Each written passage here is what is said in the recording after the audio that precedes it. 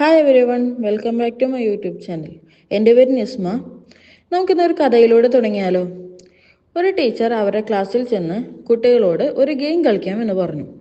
അപ്പോൾ കുട്ടികൾ ഭയങ്കര ആകാംക്ഷയോടുകൂടി എന്താണ് ഗെയിം എന്ന് ചോദിച്ചു. അപ്പോൾ പിറ്റേന്ന് കുറച്ച് ഉരുളക്കിഴങ്ങ് കഷ്ണങ്ങൾ കൊണ്ടുവരാനാണ് ടീച്ചർ പറഞ്ഞത്. കുട്ടികൾ ഓക്കെ പറഞ്ഞു. ടീച്ചർ അതിൻ്റെ ഒപ്പം ഒരു കണ്ടീഷനും വെച്ചു. നിങ്ങൾക്ക് ഇഷ്ടമില്ലാത്ത എത്ര പേരുണ്ടോ അല്ലെങ്കിൽ നിങ്ങൾ വെറുക്കുന്ന എത്ര പേരുണ്ടോ അവരുടെ എണ്ണത്തിൻ്റെ അനുസരിച്ചാണ് നിങ്ങൾ ഉരുളക്കിഴങ്ങ് കഷ്ണങ്ങൾ കൊണ്ടുവരേണ്ടത്. അങ്ങനെ ആരും ഇല്ലെങ്കിൽ നിങ്ങൾ ഉരുളക്കിഴങ്ങ് കഷ്ണങ്ങൾ കൊണ്ടുവരേണ്ടതില്ല എന്നും പറഞ്ഞു. കുട്ടികൾ പിറ്റേന്ന് ടീച്ചർ പറഞ്ഞതനുസരിച്ചിട്ട് ഉരുളക്കിഴങ്ങ് കഷ്ണങ്ങൾ കൊണ്ടുവന്നു. ചില കുട്ടികൾ ഒരുപാട് കൊണ്ടുവന്നു, ചിലർ കുറച്ചേ കൊണ്ടുവന്നുള്ളൂ.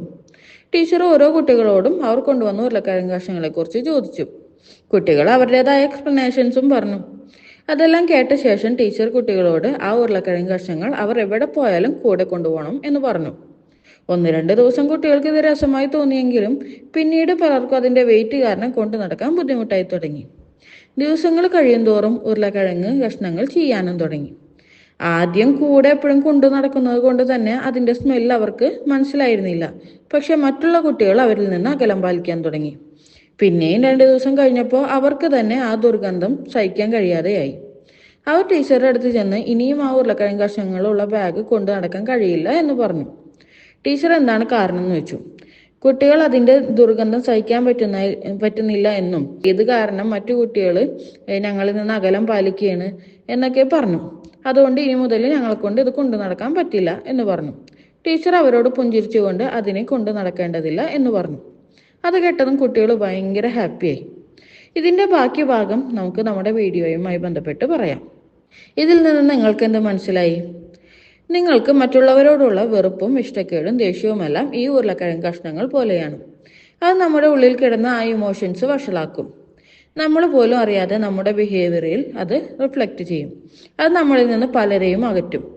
നമ്മൾ കൂടെ കൊണ്ട് നടക്കുന്ന ദുർഗന്ധമുള്ള വേസ്റ്റ് ആണ് ഇത്തരം നെഗറ്റീവ് ഇമോഷൻസ്. ഇത് നമ്മുടെ ലൈഫിനെ നമ്മൾ പോലും അറിയാതെ ഇൻഫ്ലുവൻസ് ചെയ്യും. നിങ്ങളുടെ മനസ്സിനെയും ശരീരത്തെയും ഈ ഇമോഷൻസ് റൂൾ ചെയ്യാൻ തുടങ്ങും. അത് നമ്മുടെ മെന്റൽ ആൻഡ് ഫിസിക്കൽ ഹെൽത്ത് വഷളാക്കും. പക്ഷേ നമുക്ക് ആരോടൊക്കെയാണോ ഈ ഇമോഷൻസ് ഉള്ളത് അവർ അതിനെക്കുറിച്ച് അറിയണം എന്ന് പോലുമില്ല. അറിഞ്ഞാലും അവർക്കത് ഓർമ്മ പോലും ഉണ്ടാവണമെന്നില്ല. ഇതുപോലെ നമ്മുടെ മനസ്സിനെ റൂൾ ചെയ്യുന്ന മറ്റൊരു ഇമോഷനാണ് കുറ്റബോധം. നമ്മൾ മനുഷ്യന്മാരാണ്, അതുകൊണ്ട് തന്നെ പാസ്റ്റിൽ പല തെറ്റുകൾ പറ്റിയിട്ടുണ്ടാവും. അതോർത്ത് നമ്മൾ വിഷമിക്കുകയും കുറ്റബോധം ഉള്ളിക്കൊണ്ട് നടക്കുകയും ചെയ്താൽ നമുക്ക് മുന്നോട്ട് പോകാൻ സാധിക്കില്ല. ഇത്തരം നെഗറ്റീവ് ഇമോഷൻസ് അലർജി മുതൽ ക്യാൻസർ വരെ ഉണ്ടാക്കുമെന്ന് പഠനങ്ങൾ തെളിയിച്ചിട്ടുണ്ട്. അതേപോലെ നമ്മുടെ വിജയങ്ങളെയും ആഗ്രഹിക്കുന്ന കാര്യങ്ങൾ നേടുന്നതിനെയും ഇത്തരം ഇമോഷൻസ് തടയുകയും ചെയ്യും. അതുകൊണ്ടാണ് പല കാര്യങ്ങളും ചെയ്തിട്ടും നമുക്ക് ആഗ്രഹിക്കുന്നത് നേടാൻ കഴിയാത്തത്. അപ്പോൾ ഇത്തരം നെഗറ്റീവ് ഇമോഷൻസിനെ എങ്ങനെയാണ് ഓവർകം ചെയ്യുക? അതിനെന്താണുള്ള വഴി? ഏറ്റവും നല്ല വഴി എന്ന് പറയുന്നത് ഫോർഗിവ്നെസ് അഥവാ ക്ഷമിക്കുക എന്നത് തന്നെയാണ്. നിങ്ങൾ ആരെ വേദനിപ്പിച്ചിട്ടുണ്ടെങ്കിലും നിങ്ങൾ അവരോട് ക്ഷമിക്കുക. പൊറുക്കാൻ പറ്റാത്ത തെറ്റായിക്കോട്ടെ, അങ്ങനെ എന്തായിരുന്നാൽ പോലും നിങ്ങളത് ക്ഷമിച്ചു കൊടുക്കുക. ഡയറക്റ്റ് പോയി ക്ഷമ ചോദിക്കണം അല്ലെങ്കിൽ ക്ഷമിച്ചു കൊടുക്കണം എന്നല്ല. കാരണം പലരും ചിലപ്പോൾ മരിച്ചു പോയിട്ടൊക്കെ ഉണ്ടാവും. പകരം നമുക്ക് മനസ്സുകൊണ്ട് ക്ഷമ ചോദിക്കാം. അതെങ്ങനെ ചെയ്യാമെന്ന് നമുക്ക് നോക്കാം. ആദ്യം തന്നെ നമുക്ക് റിലാക്സ് ആയിട്ട് ഇരിക്കാൻ പറ്റുന്ന ഒരു സ്ഥലം തിരഞ്ഞെടുക്കുക. അതിനുശേഷം അവിടെ പോയി റിലാക്സ് ആയി ഇരുന്നതിന് ശേഷം 3-4 ഡീപ്പ് ബ്രെത്ത് എടുത്ത് വിടുക. അതിനുശേഷം നമ്മൾ റിലാക്സ് ആണെന്ന് സ്വയം പറയുക. അത് കഴിഞ്ഞ് നമ്മൾ ആ വ്യക്തികളെ കുറിച്ചും അവർ എന്ത് ഇൻസിഡന്റ് ആണോ നമ്മുടെ ലൈഫിൽ ഉണ്ടായിട്ടുള്ളത് അവരുമായി ബന്ധപ്പെട്ട് ആ ഇൻസിഡന്റിനെ കുറിച്ച് ഓർക്കുക. ചിലപ്പോൾ അത് മരിച്ചുപോയവരൊക്കെ ഉണ്ടാവും, അവരെ പറ്റിയും നമ്മൾ ചിന്തിക്കണം. ആ ഇൻസിഡൻസും ഓർത്തെടുത്ത് നമ്മൾ ചിന്തിക്കണം. എന്നിട്ട് അവർ നമ്മളോട് ചെയ്ത തെറ്റിന് മാപ്പ് കൊടുക്കുക. ഇനി നമ്മളാണ് അവരോട് തെറ്റ് ചെയ്തത് എന്നുണ്ടെങ്കിൽ നമ്മൾ അവരോട് ക്ഷമ ചോദിക്കുക.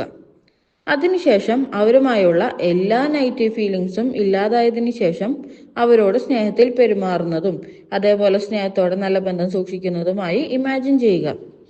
അതിനോടൊപ്പം നമ്മളോട് തന്നെ ക്ഷമ ചോദിക്കുക. ഇത്രയും നാൾ ഈ നെഗറ്റീവ് ഇമോഷൻസ് കൊണ്ട് നടന്ന് മനസ്സിനെയും ശരീരത്തിനെയും സ്വയം ബുദ്ധിമുട്ടിച്ചതിന്. അതേപോലെ നമുക്ക് തെറ്റുകൾ പറ്റിയിട്ടുണ്ടെങ്കിൽ ആ തെറ്റുകൾ ഇനി ആവർത്തിക്കില്ല എന്നുറപ്പിച്ചുകൊണ്ട് സ്വയം മാപ്പ് കൊടുക്കുക. ഇങ്ങനെ ചെയ്തു കഴിഞ്ഞാൽ നമ്മൾ റിലാക്സ് ആവും. നമുക്ക് നമ്മുടെ മനസ്സിൽ നിന്ന് വലിയൊരു ഭാരം നീങ്ങിയ പോലെ അനുഭവപ്പെടും. ഒരു ദിവസം കൊണ്ട് റിസൾട്ട് കിട്ടണമെന്നില്ല, അതുകൊണ്ട് തന്നെ റിപ്പീറ്റ് ആയിട്ട് ചെയ്യുക. ഡേ ബൈ ഡേ നമുക്ക് അതിൻ്റെ ഇമ്പ്രൂവ്മെന്റ്സ് അറിയാൻ സാധിക്കും. അതിൻ്റെ കൂടെ നമ്മുടെ ആഗ്രഹങ്ങൾക്ക് വേണ്ടി പ്രവർത്തിക്കുകയാണെന്നുണ്ടെങ്കിൽ തീർച്ചയായും നിങ്ങൾ വിജയത്തിലേക്ക് എത്തും. വീഡിയോ ഇഷ്ടമായാൽ നിങ്ങളുടെ വേണ്ടപ്പെട്ടവർക്ക് ഈ വീഡിയോ ഷെയർ ചെയ്ത് കൊടുക്കുക, ലൈക്ക് ചെയ്യുക, കമൻറ്റ് ചെയ്യുക, ഒപ്പം സബ്സ്ക്രൈബ് കൂടി ചെയ്ത് സപ്പോർട്ട് ചെയ്യുക. Thank you all. Happy manifesting.